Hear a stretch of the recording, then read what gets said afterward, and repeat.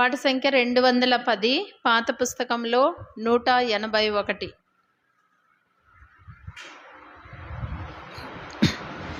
యెహోవా మహాత్యము గొప్పది ఎంతో, యెహోవా మహాత్యము గొప్పది ఎంతో, గ్రహింప శక్యము కానిది, గ్రహింప శక్యము కానిది. పరలోక సైన్యమా పరమ తండ్రి మహిమను, పరలోక సైన్యమా పరమ తండ్రి మహిమను, పరాక్రమ క్రియలు తెల్పేదాము రండి, పరాక్రమ క్రియలు తెల్పేదాము రండి. పరిశుద్ధ దేవుని గొప్ప కార్యముల్, పరిశుద్ధ దేవుని గొప్ప కార్యముల్, పరిశుద్ధ కార్యము ప్రకటింతుము, పరిశుద్ధ కార్యము ప్రకటింతుము. యెహోవా మహాత్యము గొప్పది ఎంతో, యెహోవా మహాత్యము గొప్పది ఎంతో, గ్రహింప శక్యము కానిది, గ్రహింప శక్యము కానిది. మహత్యము గల్గిన దేవుడరుదించెను, మహత్యము గల్గిన దేవుడరుదించెను, మహిమను విడచి నరుడుగా జన్మించే, మహిమను విడచి నరుడుగా జన్మించే. ఆహా సిలువలో సాతానును జయించే, ఆహా సిలువలో సాతానును జయించే. బాహటముగా రక్షణొసగే మనకు, బాహటముగా రక్షణనొసగే మనకు. యెహోవా మహాత్యము గొప్పది ఎంతో, యెహోవా మహాత్యము గొప్పది ఎంతో, గ్రహింప శక్యము కానిది, గ్రహింప శక్యము కానిది. తప్పిపోతిమిలలో గొర్రెలను బోలియు, తప్పిపోతిమిలలో గొర్రెలను బోలియు, తప్పులెన్నో చేసి శిక్షార్హులమైతిమి, తప్పులెన్నో చేసి శిక్షార్హులమైతిమి. అర్పించెను ప్రాణము మంచి కాపరి అయి, అర్పించెను ప్రాణము మంచి కాపరి అయి. గొప్ప రక్షణనిచ్చి ఉద్ధరించెను, గొప్ప రక్షణనిచ్చి ఉద్ధరించెను. యెహోవా మహాత్యము గొప్పది ఎంతో, యెహోవా మహాత్యము గొప్పది ఎంతో, గ్రహింప శక్యము కానిది, గ్రహింప కానిది. ఆదాము నందు పోయే దేవుని మహత్యము, ఆదాము నందు పోయే దేవుని మహత్యము, అందులమయుంటిమి అజ్ఞానులమైతిమి, అందులమయుంటిమి అజ్ఞానులమైతిమి. నాదుడేసు నందు పొందితిమి వెలుగు, నాదుడేసు నందు పొందితిమి వెలుగు. అధికమైన జ్ఞాన మహిమలొసగే, అధికమైన జ్ఞాన మహిమలొసగే. యెహోవా మహాత్యము గొప్పది ఎంతో, యెహోవా మహాత్యము గొప్పది ఎంతో, గ్రహింప శక్యము కానిది, గ్రహింప శక్యము కానిది.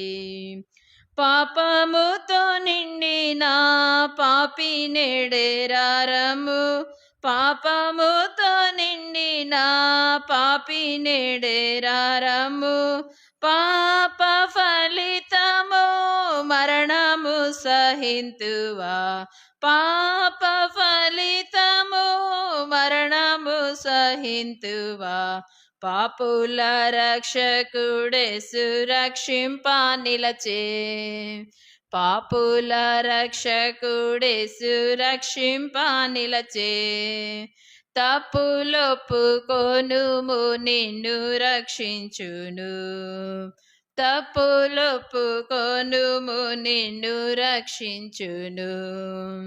యెహోవా మహాత్యము గొప్పది ఎంతో, యెహోవా మహాత్యము గొప్పది ఎంతో, గ్రహింప శక్యము కానిది, గ్రహింప శక్యము కానిది. ప్రధానుల కంటేను అధికారుల కన్నా, ప్రధానుల కంటేను అధికారుల కన్నా, అధికుడు ప్రభువు రాజ్యమేలవచ్చును, అధికుడు ప్రభువు రాజ్యమేలవచ్చును. అందరికీ ప్రభువు శిరసై ఉన్నాడు, అందరికీ ప్రభువు శిరసై ఉన్నాడు. అందరం పాడేదాము హల్లెలూయా పాట, అందరం పాడేదాము హల్లెలూయా పాట. యెహోవా మహాత్యము గొప్పది ఎంతో, యెహోవా మహాత్యము గొప్పది ఎంతో, గ్రహింప శక్యము కానిది, గ్రహింప శక్యము కానిది. పాట సంఖ్య 213, పాత పుస్తకంలో 184. 213, 184. భజింపరండి ప్రభు యేసుని ఆత్మ సత్యములతో, ప్రేమమయుని పరమ తండ్రిని భజింపరండి. పాప క్షమాపణ మనకిచ్చెను, మనల విమోచించే రక్తముతో, పాప క్షమాపణ మనకిచ్చెను, మనల విమోచించే రక్తముతో. జయము జయము మన ప్రభుకే, జయము జయము మన ప్రభుకే. భజింపరండి ప్రభు యేసుని ఆత్మ సత్యములతో, ప్రేమమయుని పరమ తండ్రిని భజింపరండి. ఆత్మ మందిర ప్రత్యక్షతను సాగన్, నేత్రము తెరచెను యేసుని చూడా. ఆత్మ మందిర ప్రత్యక్షతను సాగన్, నేత్రము తెరచెను యేసుని చూడా. ఆశ్చర్యకరుడు సదాకాలము, ఆశ్చర్యకరుడు సదాకాలము.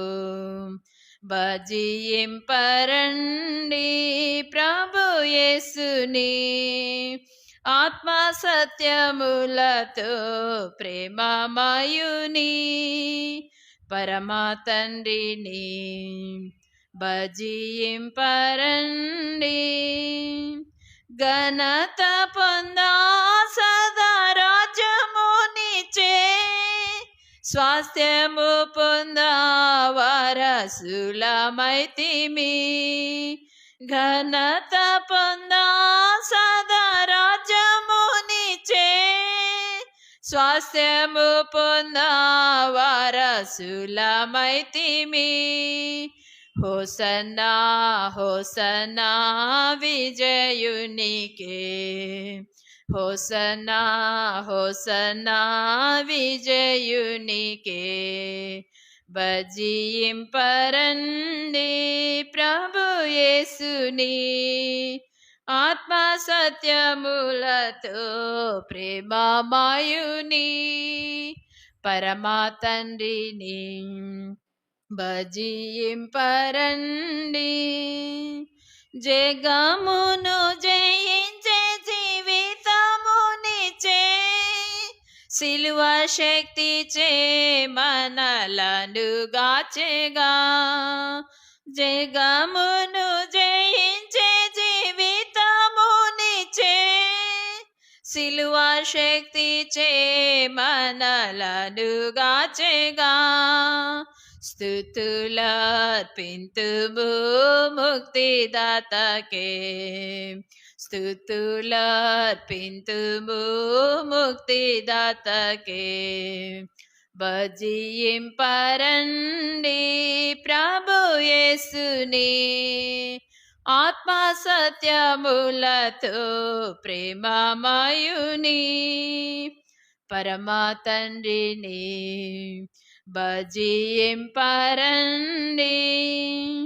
సంగము ప్రభుని చేరా తెరి చూచెగా, సదాకాలమాయనతో నుండనెప్పుడు. సంగము ప్రభుని చేరా తెరి చూచెగా, సదాకాలమాయనతో నుండనెప్పుడు. సాగిలా పడేదంబు సృష్టికర్తకే, సాగిలా పడేదంబు సృష్టికర్తకే. భజింపరండి ప్రభు యేసుని, ఆత్మ సత్యములతో ప్రేమమయుని పరమా తండ్రిని భజింపరండి.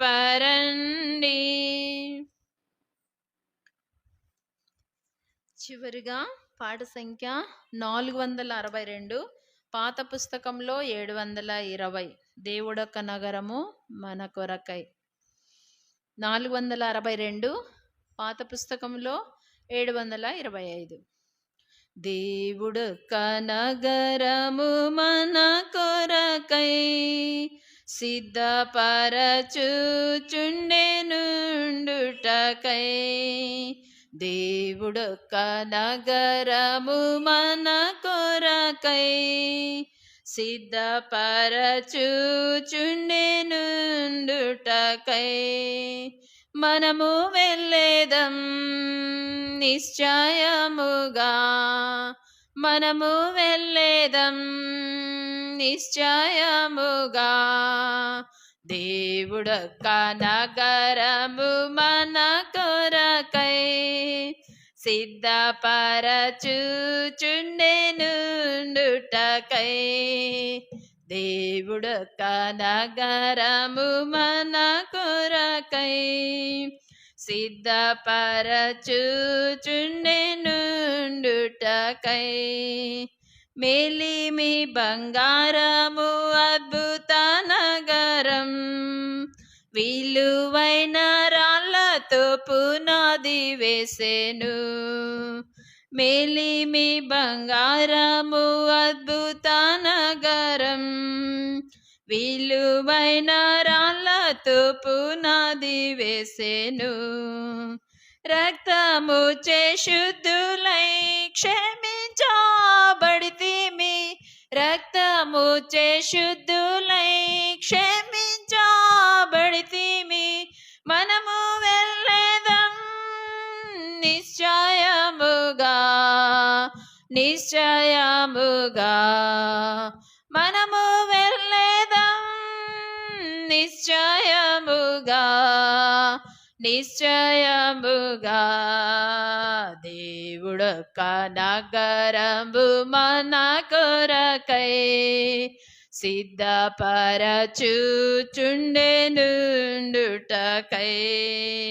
దేవుడొక్క నగరము మన కొరకై సిద్ధపరచుచుండెనుండుటకై.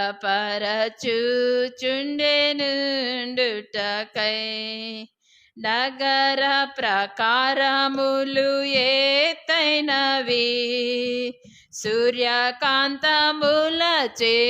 కట్టబడెను.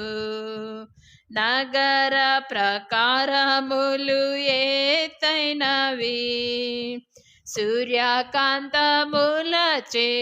కట్టబడెను.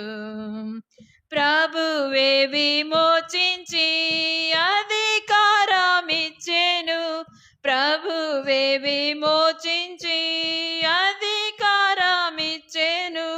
మనము వెళ్ళేదం నిశ్చయముగా, నిశ్చయముగా.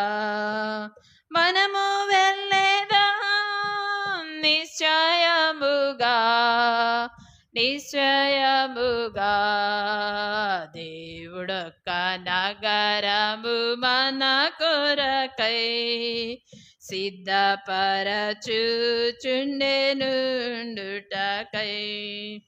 ముత్యాల గుమ్మములు 12 గలవు, 12 దూతలు అచ్చట నుండిరి. ముత్యాల గుమ్మములు 12 గలవు, 12 దూతలు అచ్చట నుండిరి.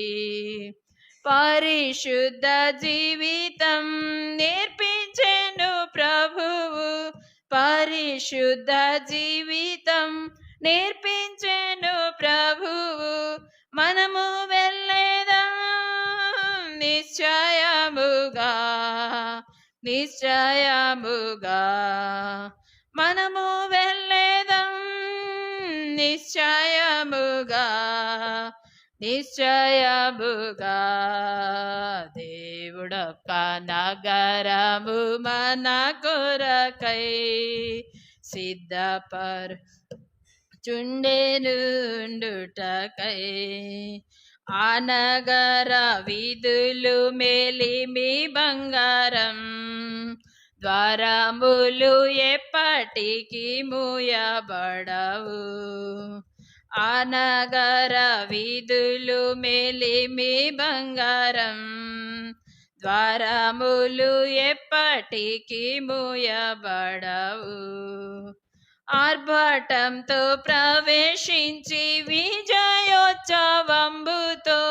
ఆర్భాటంతో ప్రవేశించి విజయోత్సవంబుతో మనము వెళ్ళేదం నిశ్చయముగా, నిశ్చయముగా.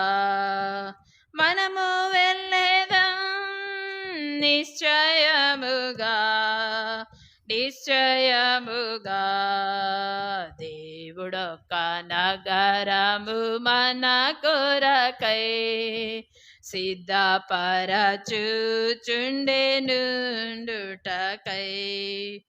ఆ నగర్ గొర్రె పిల్ల సింహాసనమచ్చటుండును, ఆయనే దీపము నాలయమయుండును. గొర్రె పిల్ల సింహాసనమచ్చటుండును, ఆయనే దీపము నాలయమయుండును. జీవ గ్రంథమందున పేరులున్నవనుచు,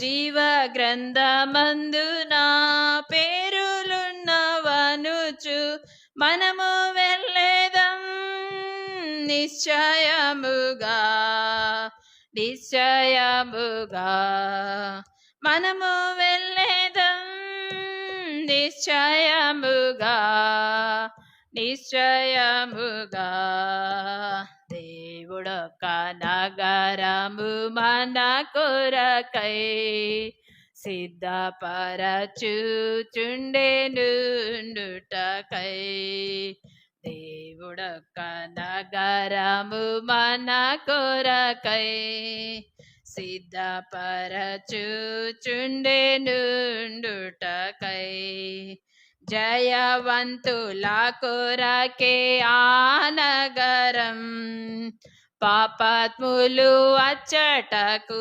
వెళ్ళనేరరు జయవంతుల కొరకే ఆ నగరం పాపాత్ములు అచ్చటకు వెళ్ళనేరరు విజయుల మౌదము క్రీస్తుని రక్తముచే విజయుల మౌదము క్రీస్తుని రక్తముచే మనము వెళ్ళేదం నిశ్చయముగా నిశ్చయముగా మనము వెళ్ళేదం నిశ్చయముగా నిశ్చయముగా దేవుడొక్క నగరము మన కొరకై సిద్ధపరచుచుండెనుండుటకై దేవుడొక్క నగరము మన కొరకై సిద్ధపరచుచుండెనుండుటకై బైబిల్ పైకెత్తి బైబిల్ పల్లవి పాడుకుందాం. గ్రంథ వాగ్దనంబులన్నీ నావి గ్రంథ వాగ్దనంబులన్నీ నావి ప్రతి అధ్యాయము వరుస వచనము తన దివ్య ప్రేమ వాగ్దనంబులు గ్రంథ వాగ్దనంబులన్నీ నావి Every promise in the book is mine. Every chapter, every verse, every line. All the blessings of His love divine. Every promise in the book is mine. రండి మన వాక్య భాగంలోకి వెళ్దాం. గలతీయులకు రాసిన పత్రిక పరిశుద్ధ గ్రంథంలో నుండి గలతీయులకు రాసిన పత్రిక 5వ అధ్యాయము గలతీ 5వ అధ్యాయము. ఈ దినాల్లో మనము ఆత్మఫలాల గురించి మనము చూసుకుంటున్నాం కదా. గలతీయులకు రాసిన పత్రిక 5వ అధ్యాయము 22వ వచనం నుంచి 24 వరకు కలిసి చదువుకుందాం. ఈ భాగమును మీరు స్పష్టంగా గట్టిగా చదవండి. అయితే ఆత్మఫలమేమనగా ప్రేమ, సంతోషము, సమాధానము, దీర్ఘశాంతము, దయాళుత్వము, మంచితనము, విశ్వాసము, సాత్వికము, ఆశా నిగ్రహము. ఇట్టి వాటికి విరోధమైన నియమమేదియూ లేదు. క్రీస్తు యేసు సంబంధులు శరీరమును దాని ఇచ్చలతోనూ దురాశలతోనూ సిలువ వేసి ఉన్నారు. చిన్న ప్రార్థన చేసుకుందాం. మోకరించండి.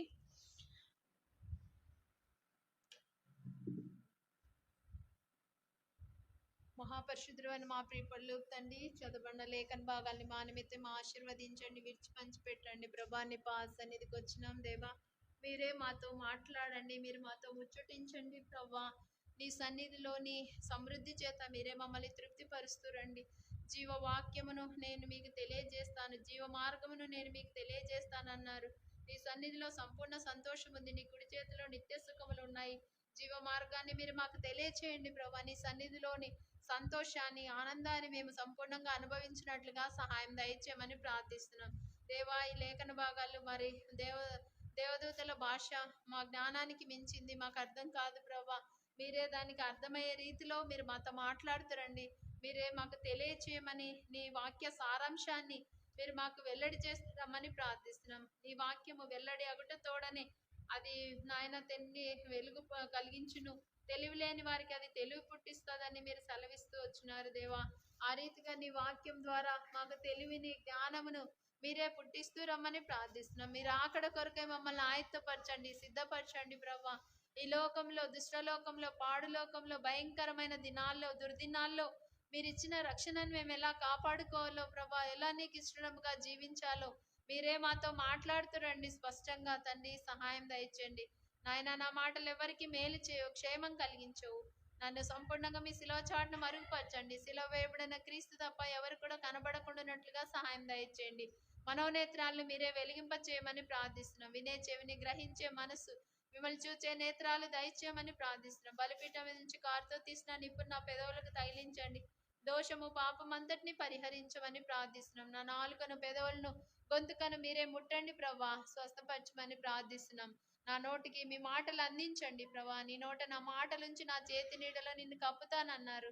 వాగ్దానాన్ని ఎత్తి పట్టుకుంటున్నాను. లూకా 12:12, ఇర్మియా 33:3, నిర్గమకాండం 4:12 నా పక్షంగా నెరవేర్చి మీ నామానికి మహిమ తెచ్చుకోనండి. గూఢమైన సంగతులు మీరు మాకు బయలుపరుస్తూ రమ్మని ప్రార్థిస్తున్నాం. నీ ఇంటికి వచ్చిన ప్రతి బిడ్డను నాయన నీ మాటల చేత తృప్తి పొందించండి. జీవాహారం చేత మీరు మమ్మల్ని తృప్తిపరిచి మా ఇళ్లకు తీసుకొని వెళ్ళమని ప్రార్థిస్తున్నాం. ఆనాడు ఈ లోకంలో ఉన్న దినాల నీ యొద్దకు వచ్చిన వారికి అందరికీ కూడా సమృద్ధి అయిన ఆహారాన్ని మీరు పంచిపెడుతూ వచ్చినారు. భౌతికమైన, ఆత్మ సంబంధమైన ఆహారాన్ని ఇచ్చిన దేవుడు, ఈ మధ్యాహ్న కాల సమయంలో మమ్మల్ని కూడా మీరు జ్ఞాపకం చేసుకోనండి. స్త్రీలముగా, బలహీనమైన ఘటంగా మీ సన్నిధికి వచ్చినాం ప్రభా.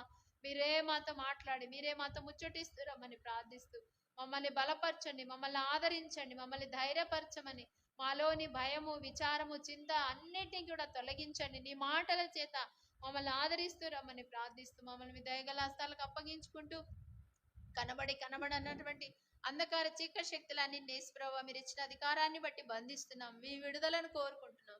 మీ విజయం అనుగ్రహిస్తూ రమ్మని యేసునామమున ప్రార్థించండి వేడుకుంటున్నాం తండ్రి, ఆమేన్. దినాల్లో మరి ప్రేమ, సంతోషము, సమాధానము, దీర్ఘశాంతము, దయాళుత్వము, మంచితనము, విశ్వాసము గురించి మనము చూస్తూ వచ్చినాము. గత వారంలో విశ్వాసం గురించి చూస్తూ వచ్చినాము.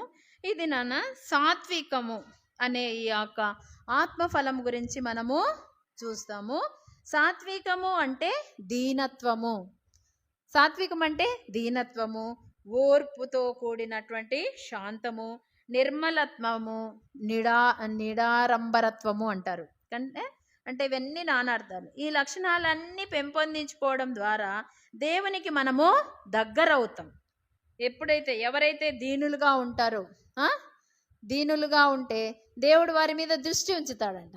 ఎవడు దీనుడై నలిగిన మనసు గలవాడై నా మాట విని వణుకుచుండునో వానినే నేను దృష్టిస్తానంటాడు యెషయా గ్రంథంలో కదా. కాబట్టి దీనులను ఆయన లక్ష్య పెట్టే దేవుడు. సాత్వికం అంటే దీనత్వమే, తగ్గించుకోవడం అంటే ఓర్చుకోవడం, సహించుకోవడం. ఇదంతా కూడా సాత్వికముతో కూడినటువంటి విషయాలు. కాబట్టి ఇట్లాంటి గుణం కలిగినటువంటి వారు దేవునికి దగ్గర అవుతారు. అట్లాంటి వాళ్ళంటే దేవునికి చాలా ఇష్టం అంట. ఓర్చుకునే వాళ్ళు, తగ్గించుకునే వాళ్ళు, దీనత్వం కలిగినటువంటి వాళ్ళు, వీరు దేవునికి శాంత గుణము కలిగినటువంటి వారు, నిర్మలత్వం కలిగినటువంటి వారు, ఎవరి మీద ఎలాంటి అంటే చెడు ఆలోచనలు అవి లేకుండా నిర్మలంగా ఉన్నటువంటి వారిని దేవుడు ఇష్టపడేవాడుగా ఉన్నారు. అదే సాత్వికమైనటువంటి మనస్సు. కాబట్టి గొప్పవారు, భక్తులు పలికే మాట ఏంటంటే నా అంత బలహీనులు లేరు అంటారు. గొప్ప గొప్ప దైవజనులు కానీ లేకపోతే మంచి వర్తమానికులు ఏమంటారంటే నా ఇంత బలహీనులు లేరు అంటే తగ్గించుకుంటారు వాళ్ళు కదా. ఎంత గొప్పవారైనప్పటికీ వాళ్ళు దేవుని దృష్టిలో మేము తక్కువే అని అంటారు కదా. మనం కూడా తగ్గించుకునే స్వభావం కలిగిన వారుగా ఉండాలి. మత్తయి సువార్తలో యేసుక్రీస్తు ప్రభు కొండ మీద ప్రసంగంలోనే చెప్తాడు కదా.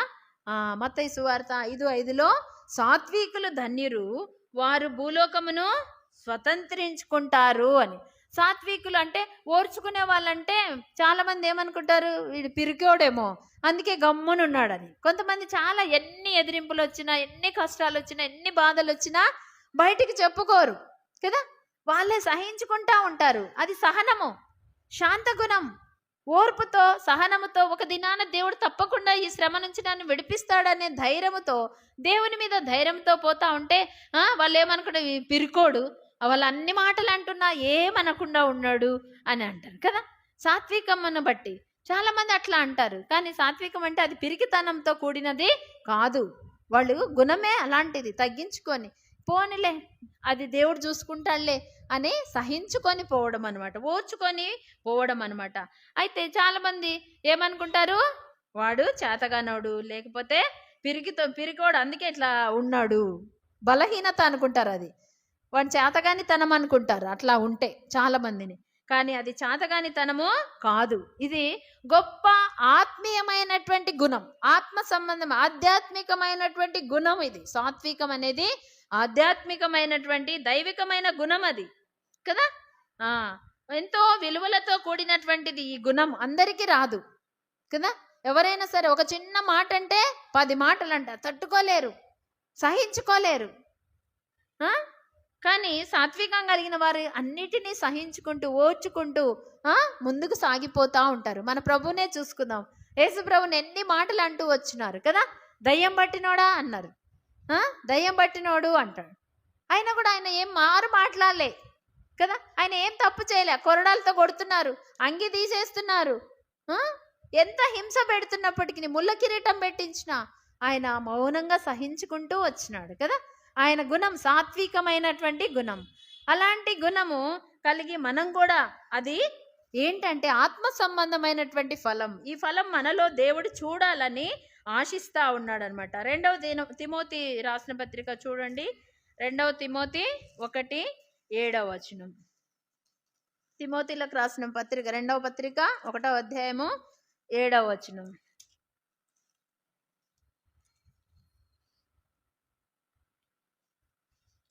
తిమోతిలకు రాసిన పత్రిక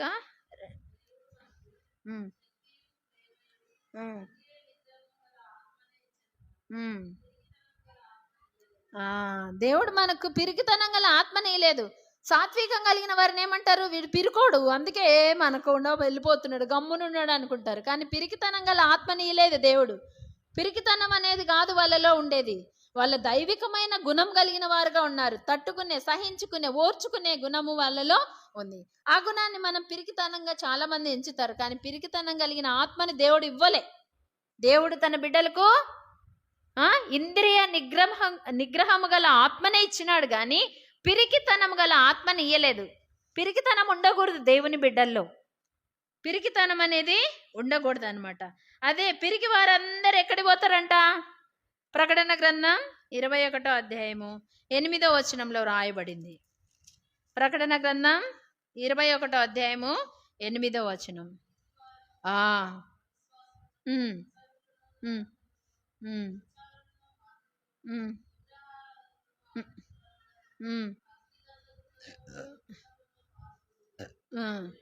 చూడండి, 2వ మరణములో పాలు పొందేవారి లిస్టులో మొదటిదే ఏంటి, పిరికివారు.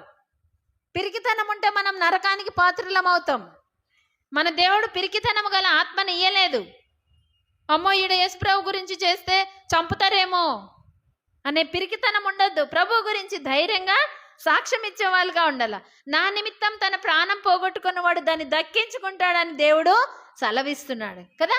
పిరికివారంగా ఉండకూడదు క్రైస్తవులంగా, దేవుని బిడ్డలంగా. పిరికితనం అనేది 2వ మరణానికి మనల్ని తీసుకొని పోతుంది. అగ్నిగంధకములతో మండు గుండములో పాలు పొందుతారు అంట పిరికి వాళ్ళు. కాబట్టి పిరికితనం అనే గుణము మనలో ఉండద్దు. సాత్వికమైన మనసు కలిగిన వారంగా ఉండాలి. అంతేకాదు, చూడండి సామెతల గ్రంథం 29వ అధ్యాయము 25వ వచనం. సామెతలు 29:25 వచనం.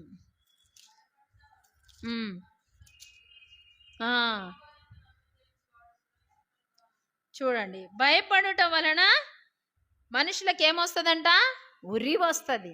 భయపడకూడదు. ప్రతి చిన్న విషయానికి భయపడుతుంటారు కొంతమంది కదా. ఆకు శబ్దం వచ్చినా కూడా రాత్రిలో చీకటి అంటే భయపడతారు. దేవుని బిడ్డలు అలా భయపడకూడదు, పిరికితనం కలిగిన వారుగా ఉండకూడదు. దేవుడు ఉంటాడు మనతో కదా. మనం ఎక్కడికి వెళ్ళినా మనకు తోడు ఎవరుంటారు, దేవుడు ఉంటాడు. దేవుడు వస్తాడు మనతో, చెప్పిండు కదా. ఆయన మనతోనే ఉంటాడు, మనల్ని కాపలా కాస్తా ఉంటాడు. మనం ఎందుకు భయపడాలి కదా. చాలా మంది భయపడ్డ ద్వారా ఏమొస్తుందంట? ఉరి వస్తుందంట. యెహోవా యందు నమ్మిక ఉంచువాడు సురక్షితముగా ఉంటాడు. నా ప్రభు ఉన్నాడు, ఒంటరిగా లేను నేను, నా దేవుడు నాతోనే ఉన్నాడు కదా. మనం ఆయన బిడ్డలం కాబట్టి ఆయన బిడ్డల్ని ఆయన ఎట్లా కాపాడతాడంట? కనుపాప వలె కాపాడతాడంట. కనుపాపను ఒకడు తన కనుపాపను కాపాడుకున్నట్లుగా దేవుడు మనల్ని కాపాడుతాడు.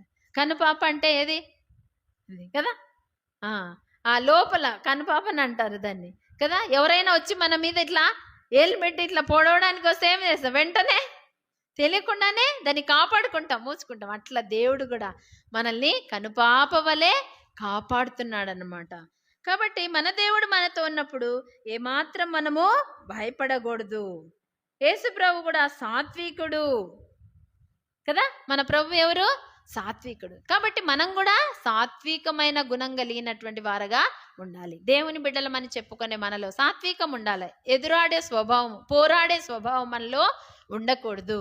ప్రభువుకు అప్పగించాలి, ప్రభువు మీద ఆధారపడాలి, దేవుని చేతికి మనల్ని మనం అప్పగించుకోవాలి. శ్రమల్లో, దుఃఖంలో, వేదనలు అన్నీ కూడా ఇవన్నీ వస్తూనే ఉంటాయి. వీటి ద్వారా మనము శుద్ధి చేయబడతాం కదా.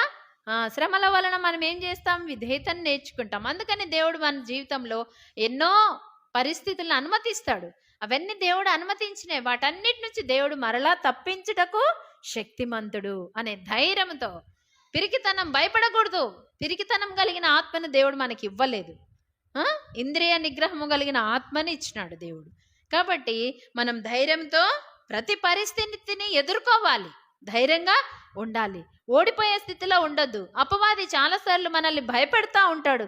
ఈ పరిస్థితులు ఏంటి ఇలా ఉన్నావు, నువ్వు ఎంత నమ్మకంగా ఉన్నావు, దేవుని దగ్గరికి వెళ్తున్నావు, అయినా కూడా నీకు ఇలాంటి శోధనలు, ఇలాంటి శ్రమలు, ఇన్ని కష్టాలా, బాధలా అని చెప్పేసి వాడు మనల్ని నిరుత్సాహపరచడానికి చూస్తాడు. కానీ మనము ధైర్యంతో వాడిని ఎదుర్కోవాలి. సాతానా నా యొద్ద నుండి పో కదా. దేవుడు మన ప్రతి పరిస్థితిని ఆయన చూస్తున్నాడు, ఆయనకు తెలుసు కదా. ఎవరు నన్ను పట్టించుకోవట్లేదు, ఎవరు నాతో మాట్లాడట్లేదు, లేకపోతే ఎవరు నాకు సహాయం చేయట్లేదు అని అనుకుంటున్నావేమో. కానీ దేవుడు నీకు సహాయకుడు, దేవుడు నిన్ను ధైర్యపరిచేవాడు, దేవుడు నిన్ను ఆదుకునేవాడు, ఆయన ఆదరించేవాడు. ఒకని తల్లి వాన్ని ఆదరించినట్లుగా నేను నిన్ను ఆదరిస్తాను, యెరూషలేములోనే మీరు ఆదరింపబడదనంటారు. యెషయా గ్రంథం 66:13 సెలవిచ్చిన రీతిగా దేవుడు మనల్ని తల్లిలాగా ఆదరిస్తాడంట, తండ్రిలాగా మనల్ని పోషించేవాడు. కాబట్టి మనం దేనికి భయపడని అవసరం లేదు. పిరికి వారంగా మనము ఉండకూడదు. తర్వాత సాత్వికులు ధన్యులు, వారు భూలోకమును స్వతంత్రించుకుంటారు. చూడండి, మత్తయి సువార్త 5:5 చూస్తాం. సాత్వికం వలన దేనినైనా సాధించగలము. సాత్వికమైన మనసు ద్వారా మన దేవుడు కూడా సహించుకుంటూ వచ్చినాడు. ఆయన ఏం చేసిండు? విజయం పొందినాడు కదా.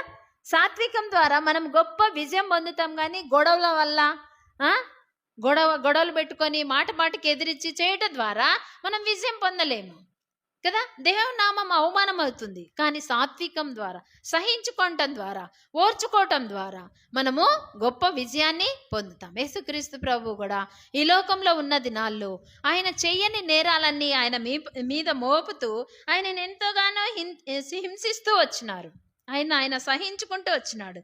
సాత్వికం వలన ఏమవుతుందంటే మనము దేన్నైనా సాధించగలం. ఘర్షణ వలన, తిరుగుబాటు వలన మనం దేనిని కూడా సాధించలేము.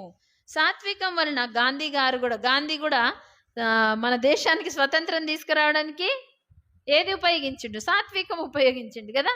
సాత్వికంతోనే మన దేశానికి స్వతంత్రాన్ని పోరాడలేన ఉప్పు సత్యాగ్రహం అని కూర్చొని మౌనంగా ఆయన స్వతంత్రము తీసుకొని వచ్చినాడు. అంటే సాత్వికము ద్వారా గొప్ప విజయాన్ని మనము పొందుకుంటాం, విజయాన్ని మనము సాధించేవారుగా ఉంటాం అన్నమాట. వినయం వలన, సాత్వికం వలన, దీర్ఘశాంతములు, ఇవన్నీ కూడా మనము వస్త్రముగా ధరించుకోవాలంట. చూడండి, కొలస్సీ 3వ అధ్యాయము,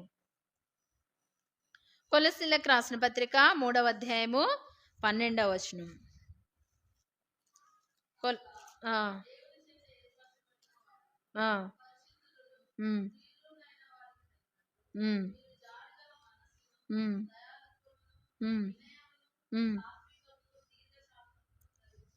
బట్టలు ధరించుకున్నట్టు ధరించుకోవాలంట, వస్త్రంలాగా ధరించుకోవాలంట. ఏర్పరచబడిన వారు పరిశుద్ధులకు చెప్తున్నటువంటి మాట ఇది.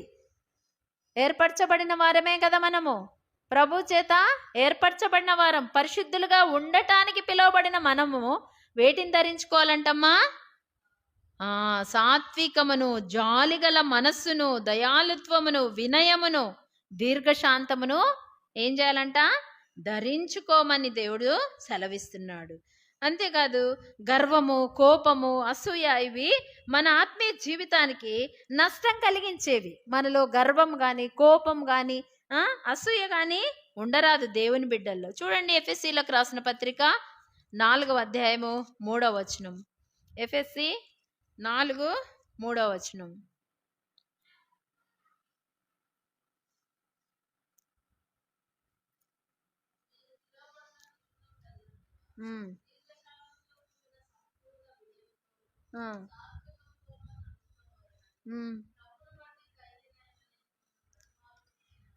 చూడండి, అపోస్తులైన పౌలు ఎఫెసీ సంఘాన్ని ఎంత బ్రతిమలాడుతున్నాడు.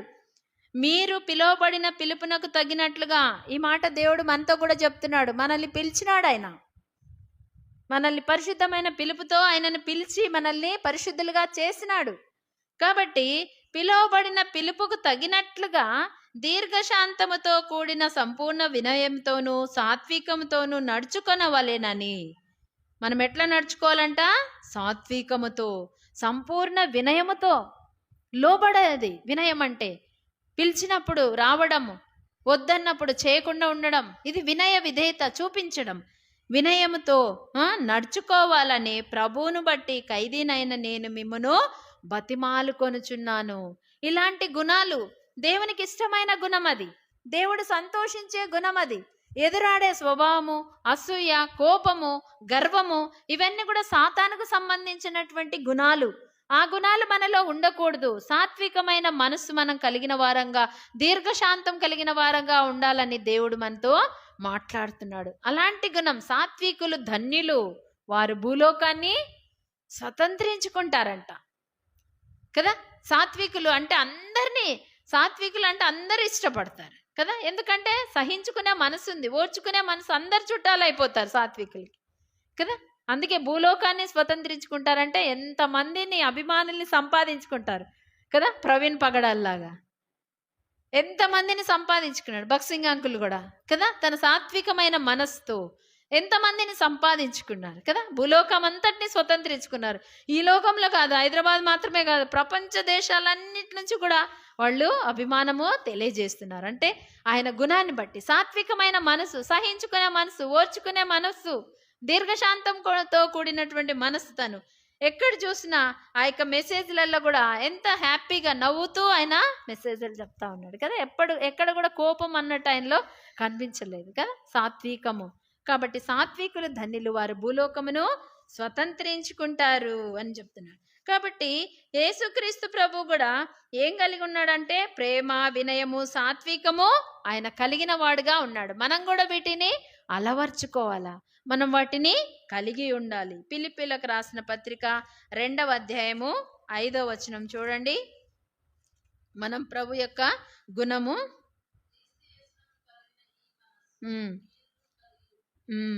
8వ వచనం.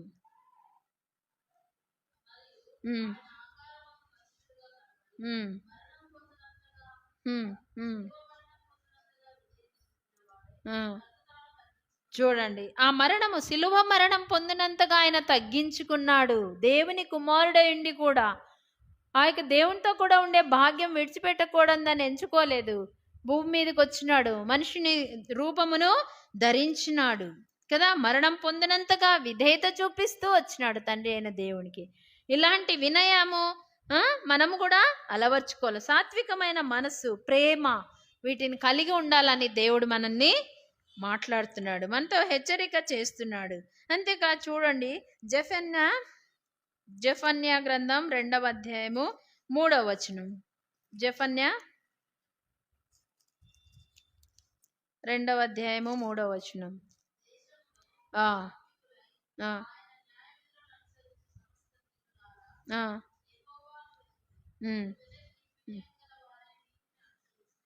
ఉమ్.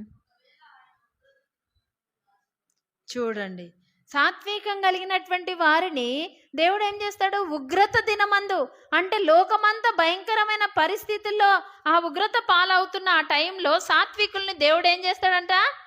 దాస్తాడు, దాచబడతాం మనం. కాబట్టి ఆ సాత్వికమైన మనసు కలిగిన వారుగా ఉండాలని దేవుడు సెలవిస్తున్నాడు.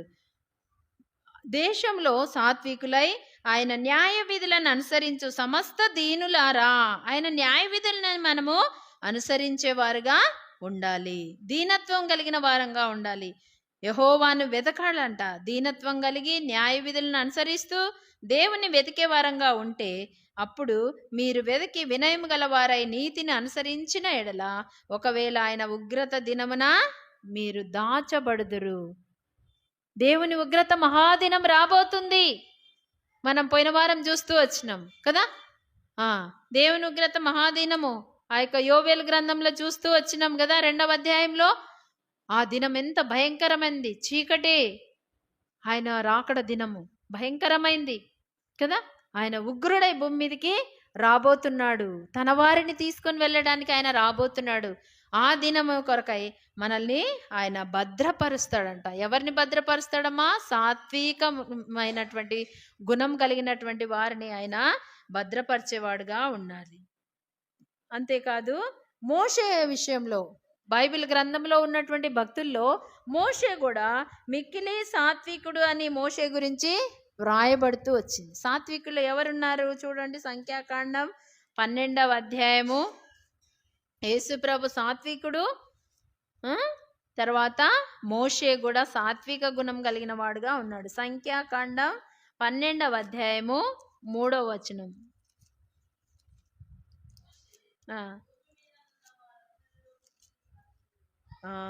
మోషే ఎట్లాంటి వాడంట?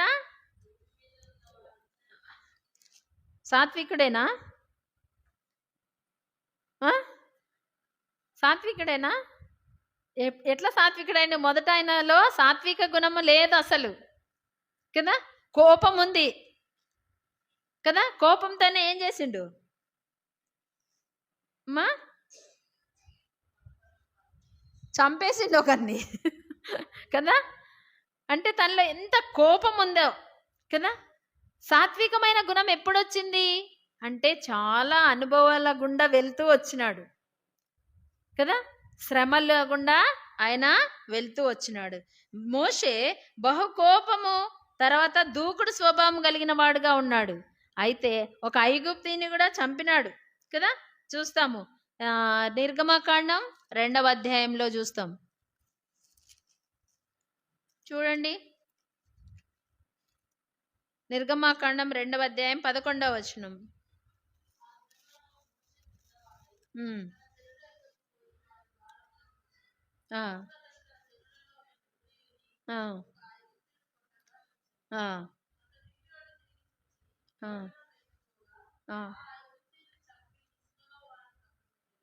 చూడండి 15వ వచనం.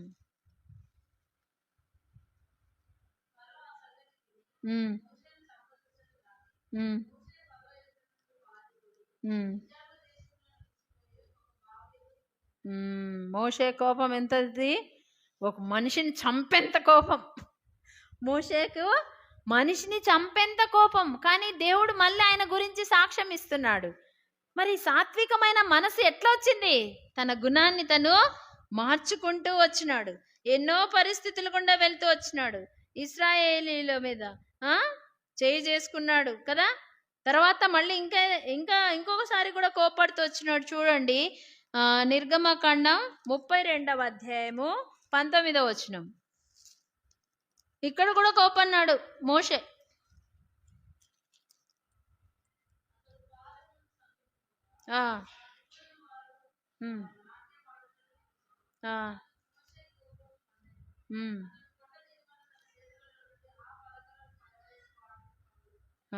చూడండి, అక్కడనేమో ఒక ఐగుప్తిని కొట్టినాడు ఎంత కోపంతో. ఇక్కడ కూడా మళ్ళీ ఏం చేసినాడమ్మా? దేవుడిచ్చినటువంటి ఆజ్ఞలు గల పలకల్ని, కోపం వచ్చింది ఇశ్రాయేల్ చేసిన పనికి కోపం వచ్చి ఏం చేసిండు? ఆ పలకల్ని కింద పడేసిండు, పగలగొట్టేసిండు కదా.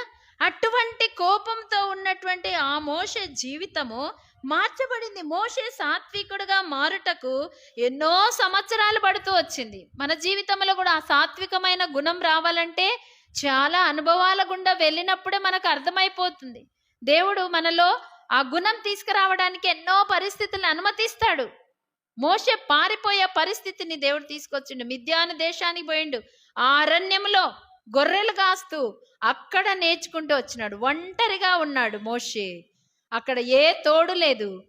జంతువుల నుండి అన్నిటి నుంచి తను ఆ యొక్క శ్రమల నుంచి తను ఎంతో దేవుని చేతిలో చెక్కబడిన వాడుగా, ఒకవేళ తినడానికి ఆహారం ఉండేది కాదేమో కదా, ఆ గొర్రెలు కాయటానికి వెళ్ళిన వాళ్ళు చాలా నెలలు చాలా రోజులు అక్కడే ఉంటారు కదా. కొన్నిసార్లు తీసుకుపోయినవి కూడా అయిపోయిన పరిస్థితి ఉంటుంది. అనేక సంవత్సరముల తర్వాత దేవుని చేతిలో చెక్కబడవలసి వచ్చింది. మిద్యాను దేశంలో గొర్రెలు కాసుకుంటూ ఆధ్యాత్మికంగా ఆయన దేవునిని ఎరుగుతూ వచ్చినాడు. ఆధ్యాత్మికమైన విషయాలు, ఆత్మ సంబంధమైన విషయాలు నేర్చుకుంటూ వచ్చినాడు. ఒంటరి జీవితంలో తనకు తోడు ఎవరుంటూ వచ్చినారో దేవుడు ఉంటూ వచ్చినాడు. తన విషయాలన్నీ దేవుడితో పంచుకుంటూ వచ్చినాడు. తన బాధనంతా అక్కడ చెప్పుకోవటానికి ఎవరు లేరు, పారిపోయినాడు. తన వాళ్ళు ఎవ్వరు లేరు ఆ దేశంలో కదా. అటువంటి పరిస్థితుల్లో దేవునితోనే తను ఎన్నో సంగతులు చెప్పుకుంటూ వచ్చినాడు. ఆ అరణ్య ప్రదేశంలోనే దీనత్వమును, సాత్వికమును, ఓర్పును ఆయన నేర్చుకుంటూ వచ్చినాడు. ఎప్పుడైతే మోషే సాత్వికుడిగా తీర్చబడ్డాడో దేవుడు అతనిని వాడుకోవడం మొదలుపెట్టినాడు. దేవుని పనిలో ఒక వ్యక్తి వాడబడాలంటే తనలో గర్వ హృదయము, అసూయ, కోపము ఉన్నటువంటి వ్యక్తుల్ని దేవుడు తన పనిలో వాడుకోడు. సాత్వికుల్ని, దీనత్వం కలిగినటువంటి వారిని, చీటికి మాటికి చిన్న చిన్న దానికి కోపడుతూ ఉంటారు, అట్లాంటి వాళ్ళని దేవుడు వాడుకోడు. సాత్వికమైన మనస్సు కలిగినటువంటి వాడు. మోషేను కూడా తన ప్రజలను నడిపించడానికి వాడుకోవడానికి దేవుడు ఎన్నో విషయాల గుండా తనని తీసుకుంటూ వచ్చినాడు. ఇప్పుడు దేవుడు ఆయనను వాడుకోవడానికి మొదలు పెడుతూ వచ్చినాడు. ఐగుప్తులో అనేక అద్భుతములను మోషే ద్వారా చేయిస్తూ వచ్చినాడు దేవుడు కదా. తర్వాత ఎర్ర సముద్రమును పాయలుగా చేస్తూ వచ్చినాడు. ఆకాశము నుండి మన్నాను కురిపించి, బండ నుండి నీళ్లను రప్పించి అనేక కార్యాలను ఎవరి ద్వారా జరిగించిండు దేవుడు? మోషే ద్వారా. అప్పుడు దీనుడు జరిగించుటకు దేవుడు మోషేను తన చేతిలో సాధనముగా వాడుకుంటూ వచ్చినాడు. సొంత అక్క, సొంత అన్న ఆయన మీద తిరుగుబాటు చేసినప్పుడు కూడా తను ఏం చేసిండు? సహించుకుంటూ వచ్చినాడు. సొంత ఇంటి వారే విరోధంగా మాట్లాడుతూ వచ్చినారు. చూడండి, సంఖ్యాకాండం 12వ అధ్యాయంలోనే చూస్తాం కదా. సంఖ్యాకాండం 12వ అధ్యాయం 1వ వచనం.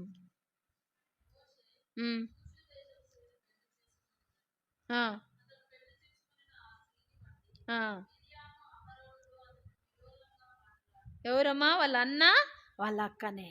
మోషేకు విరోధంగా మాట్లాడినా కూడా మోషే ఏమాత్రమో బాధపడలే, ఓర్చుకుంటూ వచ్చినాడు, సహించుకుంటూ వచ్చినాడు. అందుకే దేవుడే మళ్ళీ వాళ్ళతో ఆమెకి ఏం చేసిండు దేవుడు? వాళ్ళు మాట్లాడుకున్న మాటలు మోషేకు తెలీదు. వాళ్ళన్న వాళ్ళక్క మోషేకు విరోధంగా మాట్లాడినారంట. యెహోవా ఆ మాట వినెను. అంత చక్కని మాట చూడండి 3వ వచనంలో. మనం మాట్లాడుకుండే మాటలు ఎవరు వింటారమ్మా? ఎవరు వింటారు? మనం ఎవరి గురించి మాట్లాడుకుంటున్నారో వాళ్ళు వినకపోవచ్చు, కానీ దేవుడు మాత్రము వింటున్నాడు. బహుజాగ్రత్తగా మనము ఉండాలి. కాబట్టి మోషేకు విరోధంగా వాళ్ళు మాట్లాడుకున్నటువంటి ఆ మాటను దేవుడు విన్నాడు. విని అప్పుడు వాళ్ళతో చెప్తున్నాడు. అహరోను మిరియాముతో ఏమంటున్నాడు? 3వ వచనంలోనే.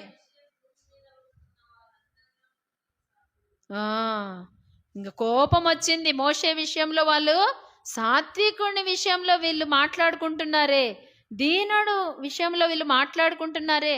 ఎవరికి అపరాధం చేయలేదు, ఎవరికి కీడు కలిగించని ఈ మోషేతో, అంటే ఒకప్పుడు చేసినాడు కానీ తన జీవితము మార్చబడింది. అరణ్యంలోనికి వెళ్ళిన తర్వాత తన జీవితం అంతా మార్చుకొని తన పద్ధతులన్నీ మార్చుకున్నాడు. మారు మనసు అంటే ఇదే. ఒకప్పుడు రక్షణ లేనప్పుడు చేసిన కార్యాలు రక్షింపబడిన తర్వాత కూడా అదే ఉంటాయి కదా. అవి ఉంటే మనం మారినట్ట కాదు కదా. మారు మనసుకు తగిన ఫలాలు ఫలించండి అంటాడు యోహాను సువార్తలో. యోహాను తన దగ్గరికి బాప్తిస్మం తీసుకోవడానికి చాలా మంది వచ్చినారంట, గుంపులు.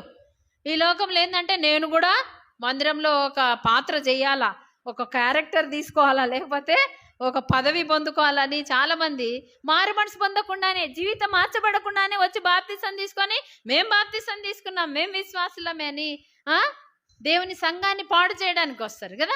అనేక విషయాలు ఆత్మీయమైన ఎదుగుదలలో వాళ్ళలో ఆత్మీయమైన ఎదుగుదల ఉండదు కదా. కానీ మోషే విషయంలో దేవుడు సాక్ష్యం ఇస్తున్నాడు. మోషే భూమి మీద ఉన్న వారందరిలో మిక్కిలి సాత్వికుడు అని దేవుడికి రోషం వచ్చి వాళ్ళతో చెప్తున్నాడు. తర్వాత మీరు ముగ్గురు అక్కడికి రండి ప్రత్యక్షపు గుడారంలోకి అని చెప్తాడు కదా. మిర్యాముకు తర్వాత ఏమొచ్చిందమ్మా? కుష్ఠవ్యాధి వచ్చింది. దేవుని సంఘ విషయాలు కానీ దైవజనుల గురించి కానీ విరోధంగా మనం ఎక్కడైనా మాట్లాడుతూ ఉంటే ఎవరు వింటారంట? దేవుడు వింటాడు. ఒక వ్యక్తి గురించి కూడా విరోధంగా మాట్లాడితే దేవుడు వింటూ ఉంటాడు. కాబట్టి మనం చాలా జాగ్రత్తగా ఉండాలా. దేవుడు చెప్తున్నటువంటి మాట మనకు జ్ఞాపకం చేస్తున్నాడు, మనం సరి చేసుకుందాం కదా. దేవుడు ఎప్పుడైతే తనకు సాత్వికమైన మనసు వచ్చిందో దేవుడు మోషే గురించి సాక్ష్యం ఇస్తున్నాడు. తన సొంత అక్క అన్న ఆయనను విరోధంగా మాట్లాడినప్పటికీ వాళ్ళ మీద ప్రతీకారం తీర్చుకోలేదు, వాళ్ళ మీద కోప్పడినట్టు కూడా లేదు. కానీ ఆ మాటను దేవుడు విన్నాడంట. కాబట్టి మనం జాగ్రత్తగా ఉండాలి. అంతేకాదు చూడండి, యేసు ప్రభు గురించి కూడా చెప్పబడింది. మోషే గురించి దేవుడే సాక్ష్యం ఇస్తున్నాడు కదా. మోషే భూమి మీద ఉన్న వారందరిలో మిక్కిలి సాత్వికుడు. అయితే యేసు ప్రభు చెప్తున్నాడు, తనకే తాను చెప్తున్నాడు. చూడండి, మత్తయి సువార్త 11వ అధ్యాయము 29వ వచనం. మత్తయి సువార్త 11వ అధ్యాయము 29వ వచనం.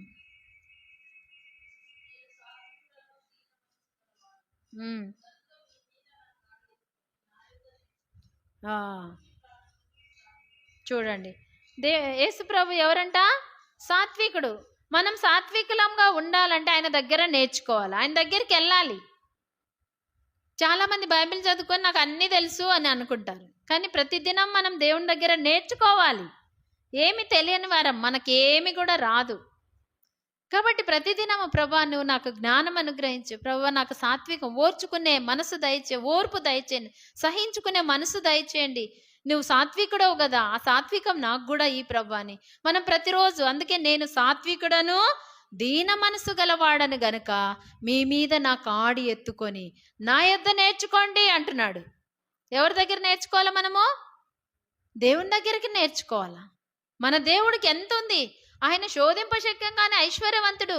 ఆయన ఒక్క మాట చెప్తే దేవదూతలు వచ్చి ఆయన పక్షంగా సహాయం చేస్తారు. కానీ అలా చేయలేదు ఆయన. అంత శక్తి ఉన్నప్పటికీ కూడా ఏమీ శక్తి లేనివాడుగా సహించుకుంటూ వచ్చినాడు. పాపాత్ములు తనకు వ్యతిరేకంగా చూపించిన తిరస్కారం అంతటిని కూడా ఓర్చుకుంటూ వచ్చినాడు, సహించుకుంటూ వచ్చినాడు. ఆయనకు వ్యతిరేకంగా మాట్లాడుతూ వచ్చినారు, వ్యతిరేకంగానే కొడుతూ వచ్చినారు. వారు పిడిగుద్దులతో గుద్ది నేను కొట్టింది ఎవరో చెప్పు అంటున్నారంట. అంటే ఒక ఆట వస్తువులాగా చేసినప్పటికీ కూడా ఆయన మౌనం వహిస్తూ వచ్చినాడు. దేవుని బిడ్డలమైన మనలో సహించుకునే మనసు, సాత్వికమైన మనసు మనకు కావాలని దేవుడు కోరుతున్నాడు. ఒకవేళ లేకపోతే ఆయన దగ్గరకు వచ్చి అడగాలంట, నేను సాత్వికుడను దీన మనసు గలవాడను గనుక మీ మీద నా కాడి ఎత్తుకొని నా యొద్ద నేర్చుకోండి, అప్పుడు మీ ప్రాణాలకు విశ్రాంతి దొరుకుతుంది. ఎవరైతే సాత్వికులుగా ఉండరో, కోపము, అసూయ, ఓర్వలేనితనం ఉన్నటువంటి వాళ్ళకి ఎప్పుడు నెమ్మది ఉండదు, విశ్రాంతే ఉండదు కదా. ఎందుకంటే వాళ్ళ మాటల్ని బట్టే నష్టం తెచ్చుకుంటా ఉంటారు, గొడవలు తెచ్చుకుంటుంటారు. అయితే మనం ఎప్పుడైతే సాత్వికమైన మనస్సును మనం కలిగి ఉంటామో దేవుని దగ్గరకు వస్తే ఆయన మనకు నేర్పిస్తాడు. అప్పుడు మన ప్రాణాలకు విశ్రాంతి దొరుకుతుంది అని సెలవిస్తున్నాడు. అంతేకాదు యేసు ప్రభు గురించి కూడా ఒక ప్రవచనం చెప్పబడుతూ వచ్చింది. జకర్యా గ్రంథంలో చూడండి, జకర్యా గ్రంథం 9వ అధ్యాయము 9వ వచనం.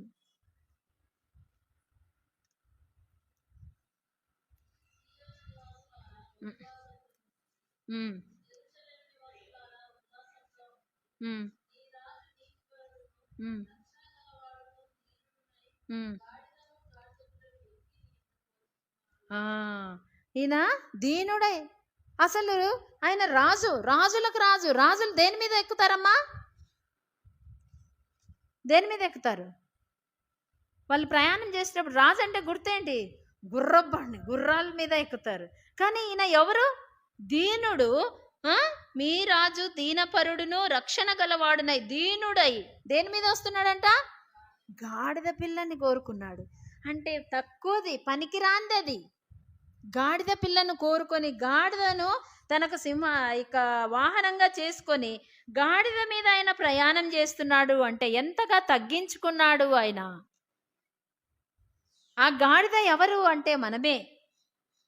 అంటే పనికిరాని వాళ్ళము, గాడిద లాంటి స్వభావము, ఎదురు తిరిగే స్వభావము, సహించలేని మనసు కలిగిన వారము, ఎవరైనా ఒక మాట అంటే తట్టుకోలేని స్థితి కలిగినటువంటి వారము. అటువంటి మనల్ని దేవుడు కోరుకున్నాడు.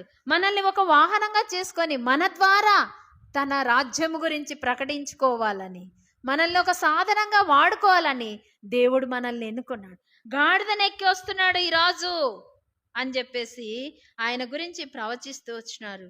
నీ యొద్దకు వచ్చుచున్నాడు, గాడిద పిల్లనెక్కి నీ యొద్దకు వచ్చుచున్నాడు. చూడండి, అంతేకాదు మత్తయి సువార్త 21వ అధ్యాయము 5వ వచనంలో చూస్తాం. ఈ కార్యము జరిగింది కదా. నెక్స్ట్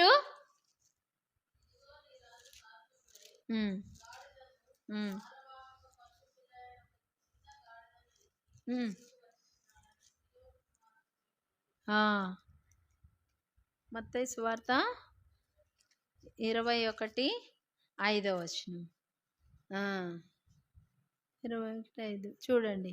ఇదిగో నీ రాజు సాత్వికుడై గాడిదయు భారవాహక పశుపిల్ల అయిన చిన్న గాడిదనెక్కి నీ యొద్దకు వచ్చుచున్నాడని సియోను కుమారితో చెప్పుడి. సియోను కుమారి అంటే దేవుని సంఘం. చూడండి, చెప్పండి, ఆయన వస్తున్నాడు. ఎట్లా వస్తున్నాడంట? ఎట్లా వస్తున్నాడమ్మా? గాడిద మీద వస్తున్నాడు అని చెప్తున్నారు. గాడిదను భారవాహక పశువు మీద ఎక్కి వస్తున్నాడు ఆయన, నీ రాజు అని చెప్పేసి ఆమెకి చెప్పండి, సంఘానికి చెప్పండి. వాళ్ళందరూ ఏం చేస్తున్నారమ్మా? ఆయన గాడిద మీద ఎక్కి వస్తున్నప్పుడు ఏం చేస్తున్నారు? 6-7 వచనాల్లో చదువు.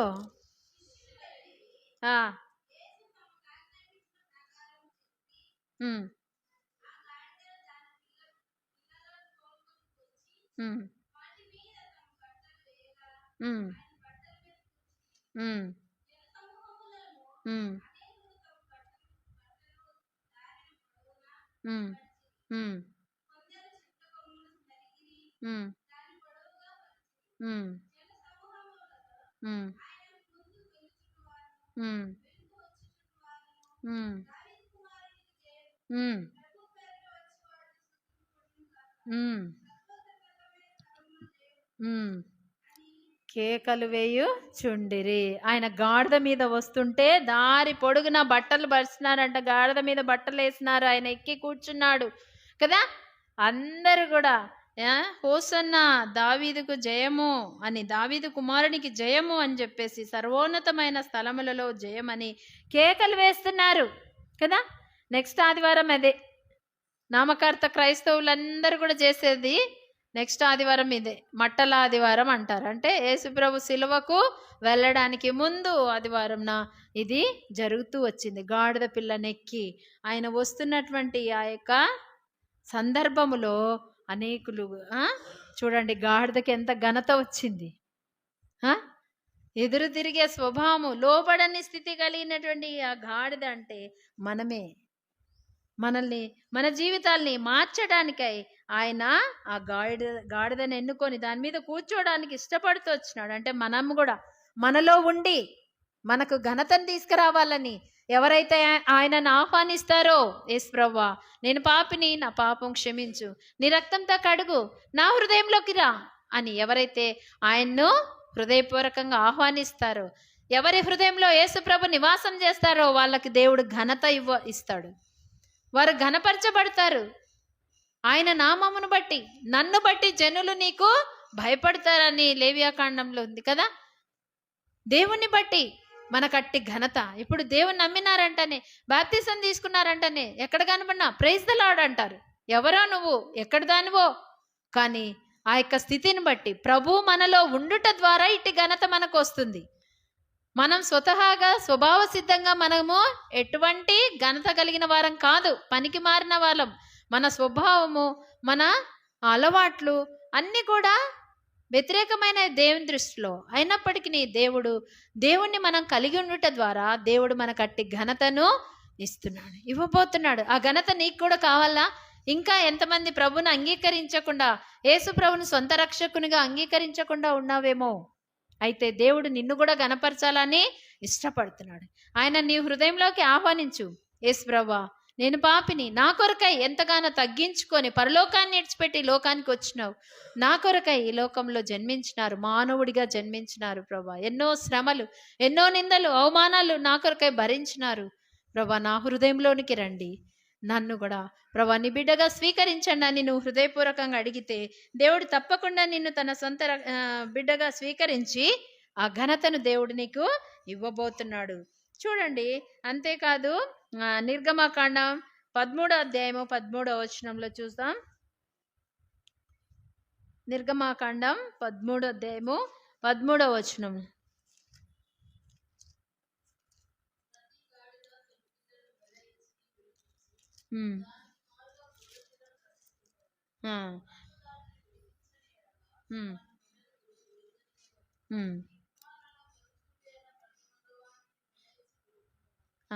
దేవునికి బలిచ్చే విషయంలో కూడా ఈ గాడిద పనికిరాంది.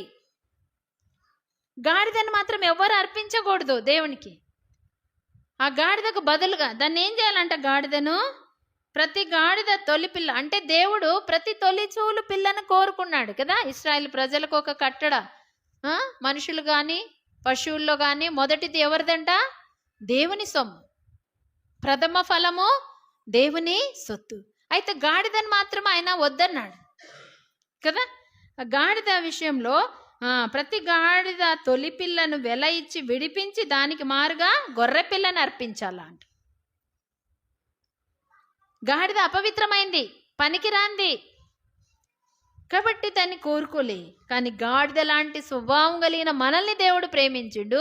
మన కొరకే ఆయన గొర్రె పిల్లగా ప్రాణం అర్పిస్తూ వచ్చినాడు. ఆ గాడిద విడిపింపబడిన రీతిగా మనల్ని కూడా ప్రభు తన ప్రాణం ఇచ్చి మనల్ని విడిపించినాడు, వెల ఇచ్చి మనల్ని విడిపించినాడు.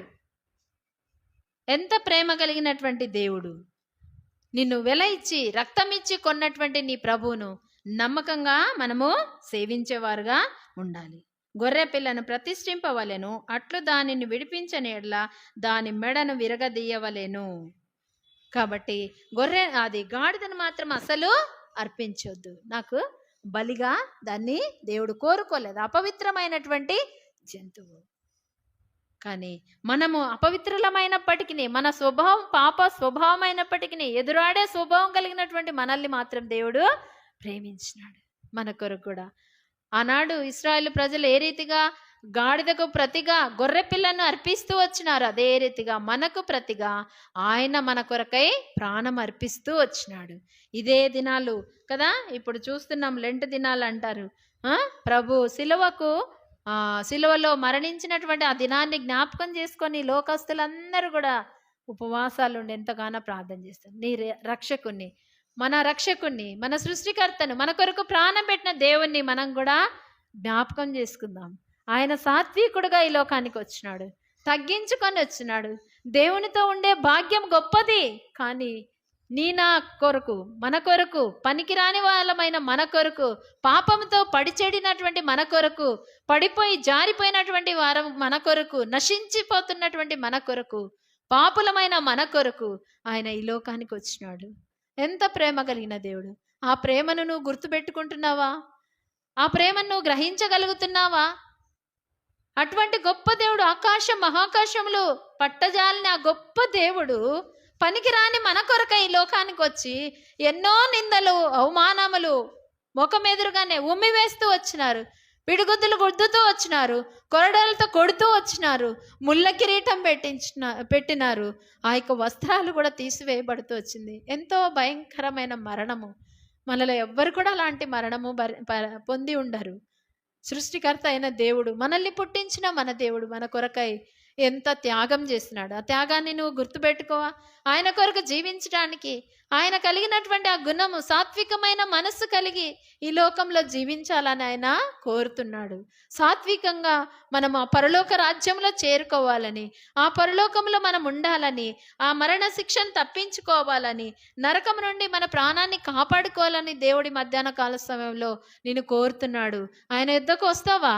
ఆయన నీ కొరకై ఈ లోకానికి వచ్చినాడు, మన కొరకై ఈ లోకానికి వచ్చినాడు, మన కొరకై ప్రాణం పెట్టినాడు. ఆయన ఏ పాపం చేయలేదు, ఆయన నోట ఏ కపటము లేదు. ఏ తప్పు చేయనటువంటి ఆయనను మనం చేసిన తప్పులకు, మనం చేసిన పాపమునకు బదులుగా ఆయన శిక్షను అనుభవిస్తూ వచ్చినాడు. ఒకసారి ఆలోచించినవా? ఏదో పండుగను ఆచరించడం కాదు, నిజమైనటువంటి ఆ యొక్క ఈస్టర్ లేకపోతే గుడ్ ఫ్రైడే ఏంటి? అసలు గుడ్ ఫ్రైడే అంటున్నారు. మంచి శుక్రవారం ఎందుకు మంచి అయింది అంటే మనకు మంచి, ఆయనకు మాత్రము ఎంతో శ్రమ, బాధ, దుఃఖము, వేదన. నిజంగా ఆయన సర్వలోకం కొరకు, సర్వలోక మానవాళి పాప పరిహారార్థి నిమిత్తం ఆ కలవరిశిలలో ప్రాణం అర్పించిన దేవుడు. ఆ మండుటెండలో దేవుడు నీ కొరకై ఏర్పాటు చేసినటువంటి దేవుని మందిరానికి రావటానికి మనం ఎంతో బాధపడతాం. అయ్యో ఎండ ఉంది, అయ్యో కాళ్ళ నొప్పులు, ఎంతగా బాధ. ఆ మండుటెండలో నీ కొరకై నా కొరకై ఆయన ఎంత శ్రమను అనుభవిస్తూ వచ్చినాడు. ఆయన ఆనాడు చనిపోకుండా ఉంటే మనకు రక్షణ ఉండేది కాదు. ఎంత ఈడవబడుతూ వచ్చినాడు. యెరూషలేము వీధుల్లో ఈడ్చుకొని వెళ్తూ వచ్చినారు. రక్తమంతా ధారలుగా ఇక్కడ కారుతూ వచ్చింది. నది వలె ఆయన రక్తం ప్రవహిస్తూ వచ్చింది. ఆయన వీపంతా కూడా దున్నబడుతూ వచ్చింది, చారలుగా దున్నబడిందంట. ఆ కొరడాలతో కొడుతుంటే ఆ యొక్క ముళ్ళు దానికి ఉన్నటువంటి ఆ ముళ్ళను బట్టి మాంసము ఆ యొక్క ముద్దలు ముద్దలుగా వస్తూ వచ్చిందంట. ఎంత భయంకరమైన మరణం ఆయన నీ కొరకై అనుభవించినాడు. ఎంతకాలం ఇంకా ఆయనకు దూరంగా ఉంటావు? ఎంతకాలం ఆయనను విసర్జిస్తావు? ఎంతకాలం ఆయనను త్రోసివేస్తావు? ఆయన ఇంకా కూడా నీ కొరకు చేతులు చాపి ఉన్నాడు. అయ్యో నా బిడ్డ నా దగ్గరికి రావాలి, నన్ను అంగీకరించాలి, నా కొరకై జీవించాలి, నా కొరకై నిందను అవమానాన్ని సహించాలని. ఆయన బిడ్డలమని చెప్పుకునే మనలో సాత్వికమైన మనసు ఉందా? దేవుడు ఈ మధ్యాహ్న కాల సమయంలో ఆయన దీనుడుగా అడుగుతున్నాడు. దీనత్వం కలిగి మనం ఆయన సన్నిధికి వచ్చినప్పుడు ఆయన మనల్ని కాపాడేవాడుగా ఉన్నాడు. ఈ చివరి దినాల్లో ఉంటున్నాము, దుర్దినాల్లో ఉన్నాము. లోకంలో చూస్తే ఎంతో భయంకరమైన పరిస్థితులు జరుగుతున్నాయి. ఈ పరిస్థితుల్లో మన ఆత్మీయ జీవితాన్ని మనం ఎలా కాపాడుకోవాలి? ఆయన దగ్గరకు వచ్చి నేర్చుకుంటే తప్ప ఆయన మనకు ఆలోచన చెప్తాడు. నా దగ్గరికి రండి అంటున్నాడు. నేను సాత్వికుడను, దీన మనసు గలవాడను గనుక మీ మీద నా కాడి ఎత్తుకొని నా యుద్ధ నేర్చుకోండి అంటున్నాడు. మనం నేర్చుకునే వారంగా ఉండాలా? దేవునికి దూరంగా ఉంటే, దేవుని సన్నిధికి దూరంగా ఉంటే మనం ఎలా నేర్చుకోగలము? దేవుడు ఆ యొక్క హెబ్రీలకు రాసిన పత్రికలో 10వ అధ్యాయంలో సెలవిచ్చినదిగా, కొందరు మానుకొంచున్నట్టుగా సమాజముగా కూడటం మానవద్దు అంటున్నాడు. కానీ ఎన్నిసార్లు దేవుని ఇంటికి వచ్చే విషయంలో మనం తప్పిపోతూ వచ్చినాము. అయితే నీ రక్షకుడు, నీ ప్రియ తండ్రి, నిన్ను సృష్టించిన నీ సృష్టికర్త ఎన్నో మరలు మన విషయమై కన్నీరు గారుస్తున్నాడు. ఆయన ఏడుస్తున్నాడు, ఆయన చాటున ఏడుస్తున్నాడంట మన విషయమై కదా. ఎంతకాలం ఇంకా ఆయనను ఏడిపిస్తావు? ఎంతకాలం ఆయనను దుఃఖపరుస్తావు? నీ కొరకు మేలు చేసిన ఆయనను, ఆ రక్షకుణ్ణి నీ హృదయంలోనికి ఆహ్వానించవా? ఆయన కొరకై జీవించటానికి ఒక తీర్మానం చేసుకోవా? దేవుడి మధ్యాహ్న కాల సమయంలో నీతో మాట్లాడుతున్నాడు. దేవుడిని కొరకై జీవించటానికి మనము ఒక తీర్మానం చేసుకుందాం. మన ప్రభువు ఆ సిలువలో ఎంతగానో చూడండి, శత్రువుల్ని సహా ఆయన ఏమంటున్నాడు? లూకాసు వార్త 23వ అధ్యాయము, లూకాసు వార్త 23వ అధ్యాయము 34వ వచనం.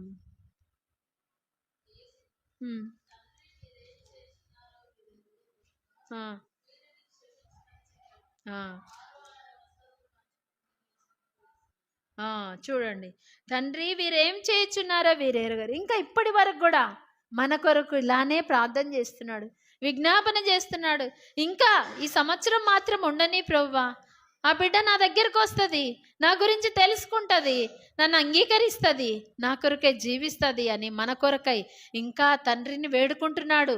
దేవుడి కోపం మన మీదకి రాకుండా, మనం ఆయనకు శత్రువులుగా ఉన్నాము, దేవుని ఇంటికి రాకుండా, దేవుని మాటలు వినకుండా, దేవునికి విరోధంగా జీవిస్తున్నటువంటి మన జీవితాన్ని బట్టి మనం ఆయనకు శత్రువులుగా ఉన్నాం. అయినప్పటికీ ఆనాడు తనని హింసించిన శత్రువుల కొరకు ఏ రీతిగా ప్రార్థన చేస్తూ వచ్చినాడో,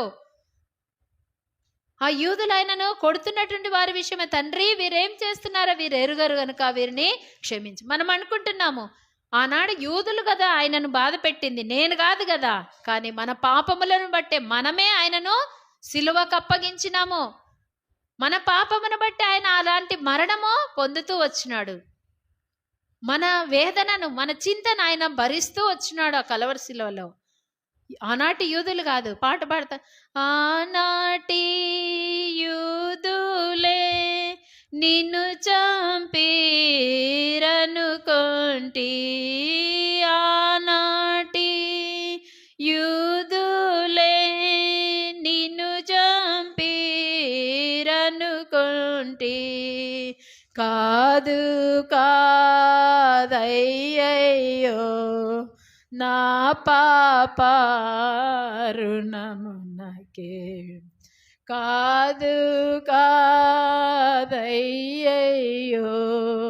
నా పాపరుణమునకే, సిలువలో బలి అయినా దేవుని గొర్రె పిల్ల, విలువైనా నీ ప్రేమన్ వివరింతు శ్రీయేసు. చూడండి, ఆనాటి యూదులే చంపినారు అనుకుంటున్నాం, కానీ మన పాప రుణమును బట్టి ఆయన కలర్శిలలో ప్రాణం అర్పించినాడు. ఆయన కొరకు మన బ్రతుకును మార్చుకోలేమా? ఆయన కోరిన విధానంలో మనం ఉండడానికి సిద్ధపడదుము గాక. దేవుడు ఈ మాటలు దీవించుకున్నాడు. ఈ మధ్యాహ్న కాల సమయంలో ఆయన నిలబడి అడుగుతున్నాడు, చేతులు చాపి నిన్ను అడుగుతున్నాడు. ఆయన సాత్వికమైన మనసు మనం కూడా కలిగి ఉండాలని, నేను సాత్వికుడను దీన మనసు గలవాడను గనక మీ మీద నా కాడి ఎత్తుకొని నా యొద్ద నేర్చుకోండి అంటున్నాడు. నేర్చుకోవడానికి వస్తామా? ఇష్టపడదామా? ఇష్టపడి నువ్వు ఆయన దగ్గరకు వస్తే ఆయన తప్పకుండా నీకు సాత్వికాన్ని ఆయన నేర్పించేవాడుగా ఉన్నాడు. దేవుడి మాటలు దీవించునుగాక. ప్రార్థన చేస్తాం, మోకరించండి. రమక్క ప్రార్థన చేయండి.